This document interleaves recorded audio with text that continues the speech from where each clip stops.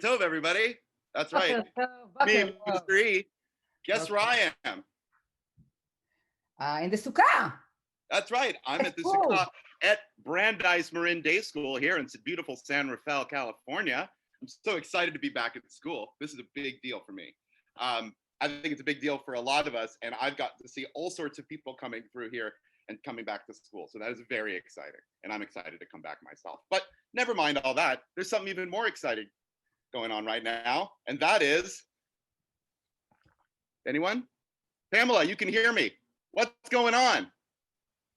Sukkot, maybe? Sukkot. It's like I can hear in the background. It's Sukkot. It's so weird being on Zoom, but also having people near you. It's a weird thing. Yes, it's Sukkot. It is a time to celebrate. Now, you all might be thinking, Mr. E, this is a little weird because just a few days ago, we were like in this Yom Kippur time where we were deep in our minds and we were thinking about our souls, and it was kind of serious, and we were thinking about how to change ourselves, which kind of feels hard sometimes. And now, just a few days later, I'm getting ready for this like exciting celebratory holiday where I'm dancing around with a beautiful green lulav like you just heard in that song. Wow, that's a big change, everybody. But as we learned on Yom Kippur, we can change, and our calendar shows us that, because here we are celebrating the beautiful season.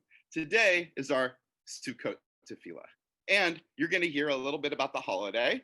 You're going to hear about people who are getting ready to celebrate, because one of the great things about Sukkot, and one of the great things about being Jewish, and one of the great things in general, is that we can change and we can adapt. And that's really a lot of what Sukkot's about. How do we adapt to our changing world around us? How do we accept those things in the world that we can't change? And how do we show our gratitude for all the things that we do have? Because it kind of is the Jewish Thanksgiving, and we really are grateful for everything we have. We're grateful for making it into that great big book of life over Yom Kippur. We're grateful for our harvest, because this is a harvest festival. And I know some of you, probably a lot of you this year, have some harvest. I sure do. And if you come to the school, you'll see a pretty big harvest. And it's also the time where we build our Sukkot. So as you can see, there's a beautiful blank canvas of a sukkah behind me.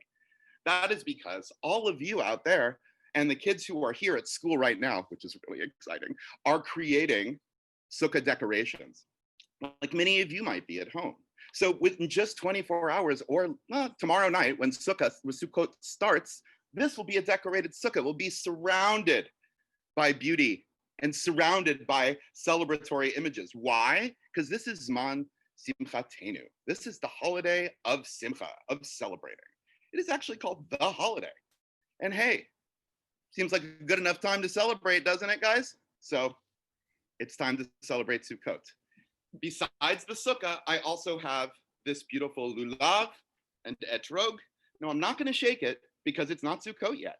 But I'm going to show you, of course, these arba minim, the 4 species, right? You have the lulav, this long backbone, if you will, right?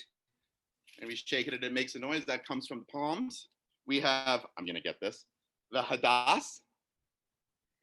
The arava. That's the arava. I see, I told you. You asked me to correct you. You asked me to correct you in front of everybody yesterday. Yes. Yes, there we go. Thank you very much. Appreciate that. Arava.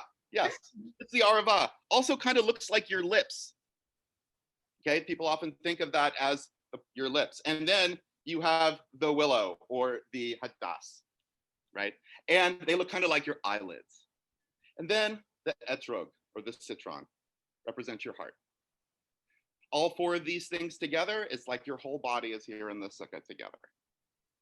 Now, I really hope all of you have an opportunity to do this in your own homes. And now I'll get an opportunity to hear about what goes on in your homes. So here's Tefillah. Ari, take it away. Please join me in singing Modeh Ani. Modeh Ani lefanecha, melech chai v'kayam, shechazarta bi nishmati bechemla, bechemla, rabba emunatecha, rabba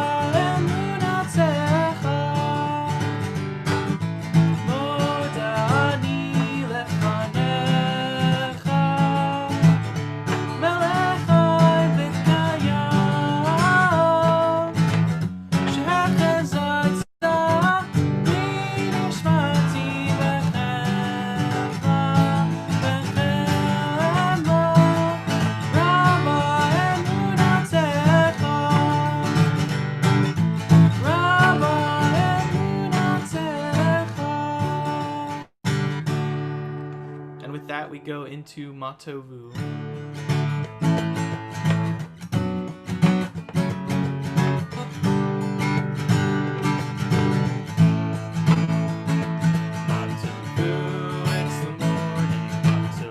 Bless us this morning, oh Hallel, let us enter Yaakov, our heritage. Mishkanotech, we are searching, will you show us Yisrael? We are Yisrael, born to sing your praises in your holy, holy spaces. Matovu, bless this morning, Matovu.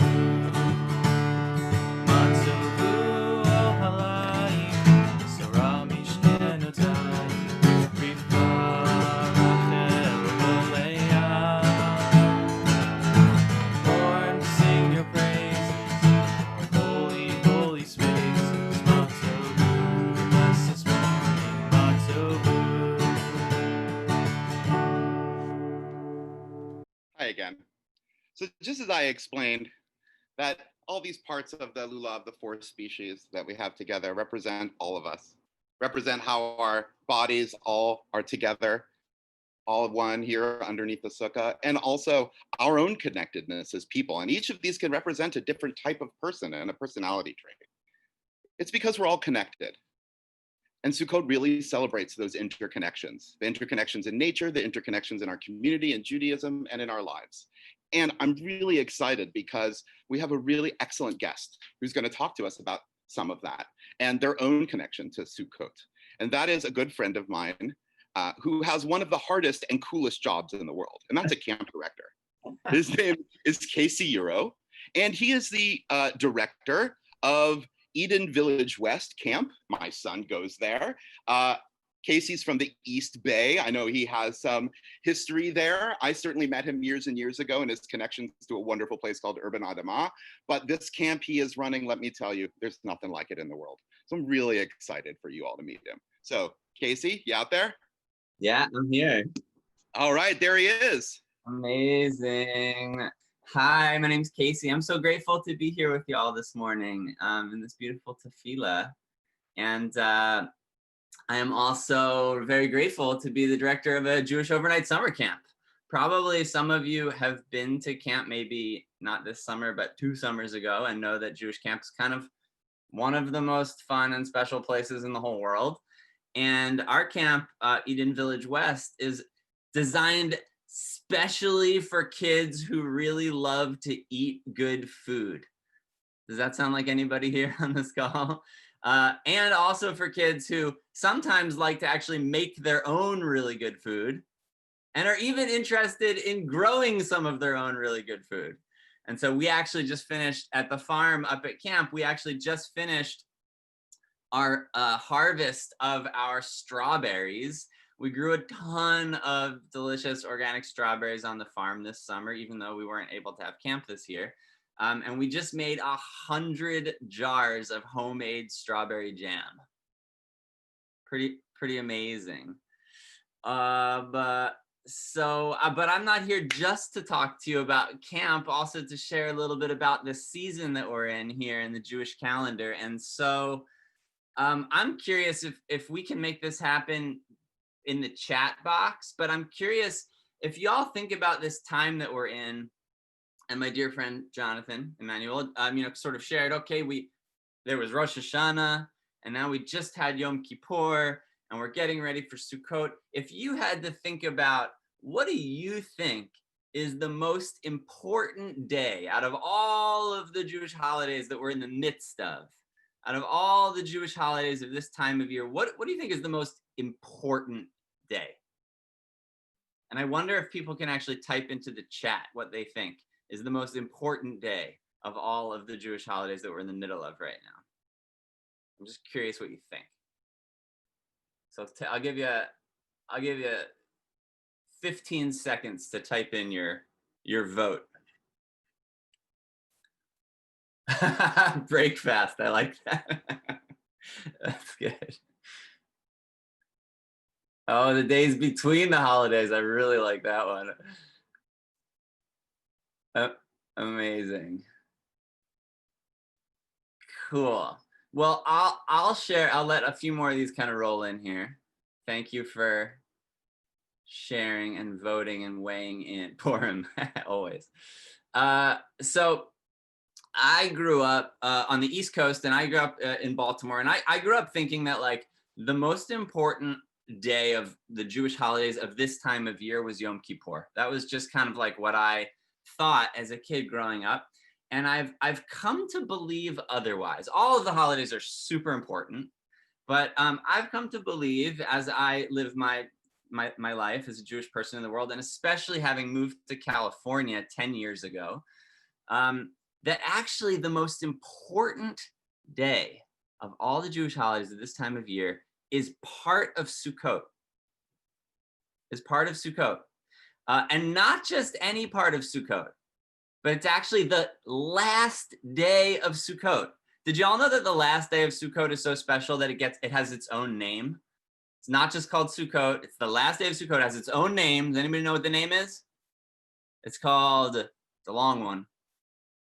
It's called Shemini Atzeret. And if I were to tell you, I think Shemini Atzeret is the most important of all the Jewish holidays, would you be like, what are you talking about, man? Yeah? So here's the thing. Sukkot's an amazing holiday. I mean, if you were going to design a holiday, it's a pretty good one. You get to go outside and hang out in a nature fort for a whole week. That already is pretty cool. You get to invite friends over. You get to eat. You get to celebrate. You get to dance around with a bundle of plants, which is pretty cool. The lulav and etrog and hadass and arava. And the reason that we shake those plants, and really the central focus of Sukkot is all about what? It's all about rain. It's all about rain. And Shemini Atzeret is actually the day where we start really praying for rain. And all the other holidays of this time of year are kind of just getting us ready, getting us warmed up, getting us in touch with ourselves and in touch with each other, so that we can come to the Sukkot together and pray for rain.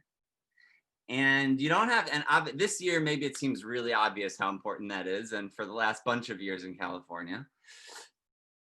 But I actually want to share with you a secret to help, I'm not the only one who thinks that Shemini Atzeret is a really important day. So I want to share with you a little secret. So y'all know how for rabbis, the Torah is kind of like a big deal. You know that? Does anybody here know any rabbis? Do you know any rabbis? You know, like for them, like the Torah, it's kind of like a big deal, right? Yeah, they like the Torah. Yeah, right?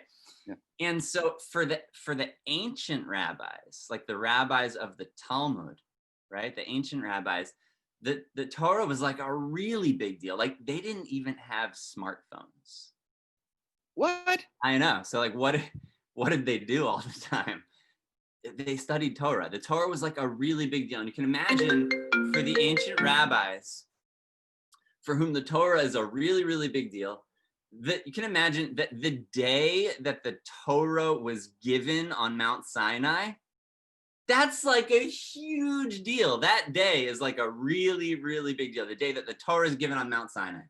So would you believe me when I tell you that this is in the Talmud? This is straight from the Talmud. One day the rabbis were sitting and they were talking. They were like, you know what's an even bigger deal than the Torah? You know it's an even bigger deal than the day that the Torah was given at Mount Sinai? What's an even bigger deal than that? You know what they said? No. They said, a day where it rains. Yeah. That's it. A day where it rains. For those rabbis, they said, that's an even bigger deal than the day that the Torah was given on Mount Sinai. I'm not making this up. This is like, you can go read this in the Talmud. So as we get ready for Sukkot this year, and we get ready to pray for rain, I want to ask a request of everyone in this holy community. Actually, 2 requests. I have 2 requests for you. Are you ready? Request number 1 is talk to your parents about going to Jewish summer camp this summer. That's request number one. And check out Eden Village West because we're one of the really, really awesome options around here. Request number two is when it rains this year, and hopefully it'll be soon. Hopefully it'll be, right after Sukkot. Whenever it is, in the next couple of weeks, the day where it first rains, I have a request of you. Are you ready? I ask that on the day where it first rains, that you go outside and dance. Done. That's my request. If you We want love dancing. to like practice right now what you might do when that happens, you can go ahead and do that. Tiny dance party. And I wish you all a Chag Sameach, and thank you so much for inviting me in today. Toda rabah, Casey. Thank you so much for joining us. Oh, I learned a lot. Ari? All right, please rise for the Baruch.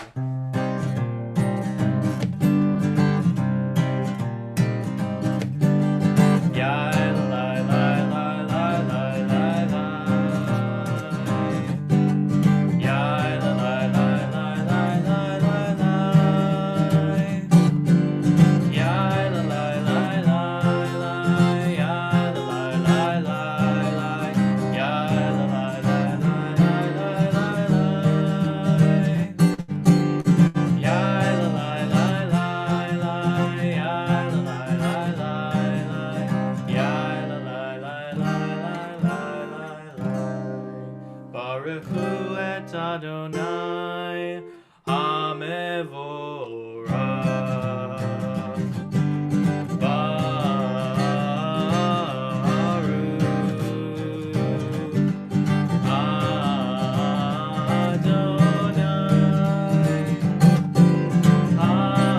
Adonai Hamevorach Leolam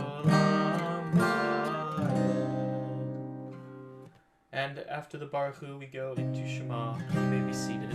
I'm going to stand up because otherwise you won't be able to see me. Shema Yisrael Adonai Eloheinu Adonai Echad. Shema Yisrael Adonai Eloheinu Adonai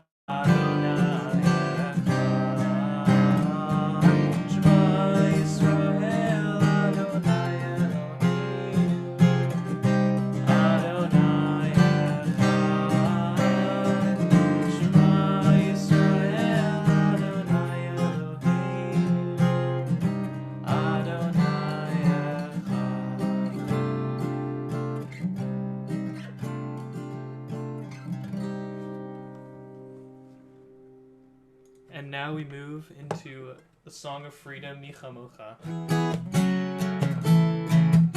Oh, sorry. 1 second. Michamocha ba'elim Adonai, Michamocha nedar b'kodesh, Michamocha ba'elim Adonai, Michamocha nedar b'kodesh.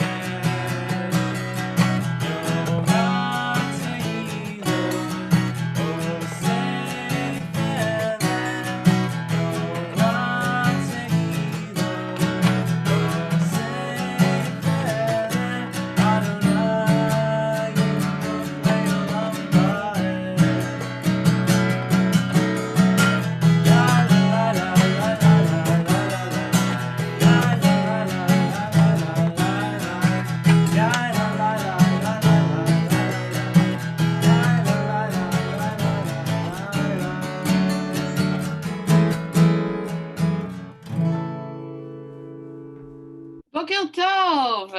Boker Tov. Hey, Shalom. Today, as soon as I get my camera to show the board, 1 second, I'm sorry, there we go. Okay, so today in our Pinat Ivrit, our Hebrew corner. We are going to learn something about the word sukkah. And we can call it kind of like letters midrash, because this is really what we do is we take these letters and we're making an interpretation over the Hebrew letters. So something interesting about the word sukkah. We have three letters, right, in Hebrew, samech, kaf, and hey. Now, if you look at each one of these letters, samech, kaf, and hey, you could make a sukkah out of each one of them. This is a sukkah from a bird's eye view. This is a sukkah. When you open, you come in from here. And then this is also a sukkah with a door. I learned that beautiful midrash from my wonderful friend, Mr. E. Thank you, Jonathan.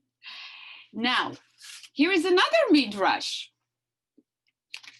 I learned that midrash with the help of my wonderful second grader students. This week, we learned about the rules of the sukkah. Now watch this. Here is the letter samech. Rule number one for making a sukkah. You cannot have a roof. That is what the samech reminds us of, because everybody, can you go like this for the samech? And look up to the sky. You want to be able, right? When you sit in a sukkah, you want to be able to see the stars. So that's what the sukkah, the samech reminds us of, okay? Second letter is kaf.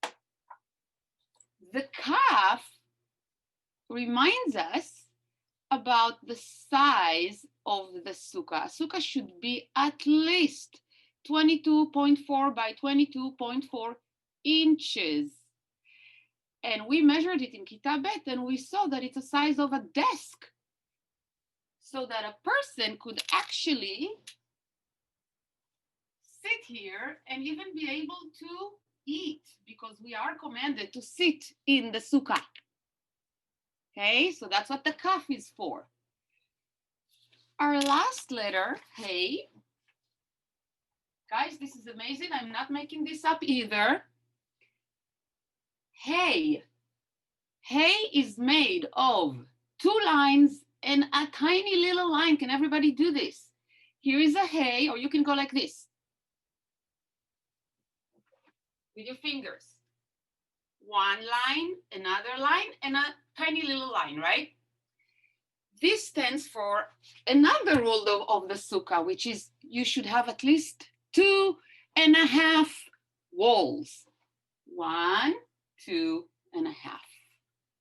So here you have the rules for the sukkah in the word sukkah. No roof, or no permanent roof, I should say. Should be big enough so that you can sit there and eat. 2.5 walls. And thank you, yes, and it's so easy to remember, right? With your fingers. Samech, kaf, hey. And for our last thing about Hebrew today, look at how many letters it takes to write the word sukkah in English. 6. How many letters does it take to write the word sukkah in Hebrew? Yes, half, right? So imagine this. If you have to spend writing Hebrew or reading Hebrew, it takes half of the time. It takes half of the material. It takes half of the trees. It takes half of whatever it is you're using to write. This saves time, which is zman, time. Zman simchatenu, the name of this holiday, time for our rejoicement. It gives us time to be happy, to be grateful for what we have, to enjoy nature, and to dance in the rain. Chag Sameach, Brandeis. Chag You Sameach. also learn Hebrew. What? said we should all learn Hebrew. We'll save a lot of time. Oh, absolutely. By the way, that was a little backward, like a back pitch for Hebrew. Yes. All right, please join me in Oseh Shalom. Oseh Shalom B'Roma, Yaseh Shalom Aleinu. Oseh Shalom B'Roma, Yaseh Shalom Aleinu. Oseh Shalom B'Roma, Yaseh Shalom Aleinu. Yaseh Shalom, Yaseh Shalom. Shalom Aleinu, ve'al kol Yisrael. Yaseh Shalom, Yaseh Shalom. Shalom Aleinu, ve'al kol Yisrael. Say Shalom B'Roma, Yaseh Shalom Aleinu. Say Shalom B'Roma, Yaseh Shalom Aleinu. I'll say shalom B'Roma, Yaseh Shalom Aleinu. Yaseh Shalom, Yaseh Shalom. Shalom Aleinu, ve'al kol Yisrael. Yaseh Shalom, Yaseh Shalom. Shalom Aleinu, ve'al kol Yisrael. Yasher Koach. Well done. Just wanted to say one or two more things really quickly. I did have a story, but we are short on time. And as you guys know, I certainly have stories other weeks, and I will just put that in my back pocket and save it for another week. But what I do want to say a little bit is about the interconnection that we keep talking about. How does Sukkot make us all connected? Well, we just heard a lot of examples of that. We're all connected, just like we're all connected through my magic mystical lightsaber over here. We're all connected with our various different species. We're also connected in this community. We're connected through nature. We're connected through water and our need for water. And this year, I can't feel more connected to the holiday because of the fragile aspects of our environment. And that's what Sukkot reminds us. The sukkah, though a solid structure, does have holes. And we have to remember that we need to take care of our environment so that that structure can stand. So I want to really thank Casey and his beautiful family who've joined us here. Talk about interconnection. There we go. Future generations of Europe. And I just want to thank you all for being here, and I'll see you in the sukkah. Please join me in rising and singing Hatikvah.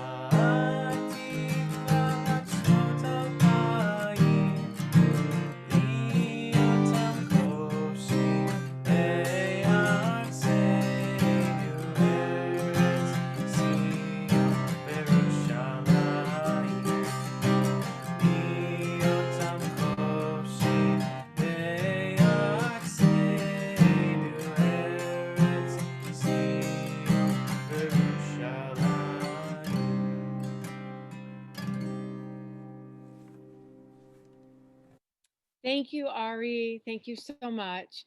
And thank you to Jonathan and to Mirav for the lovely Hebrew Corner, and to Lisa Roberts, who's behind the scenes. Talk about behind the scenes. If you look behind me, you'll see that, am I in Jerusalem? Is this the Western Wall? Well, no, actually,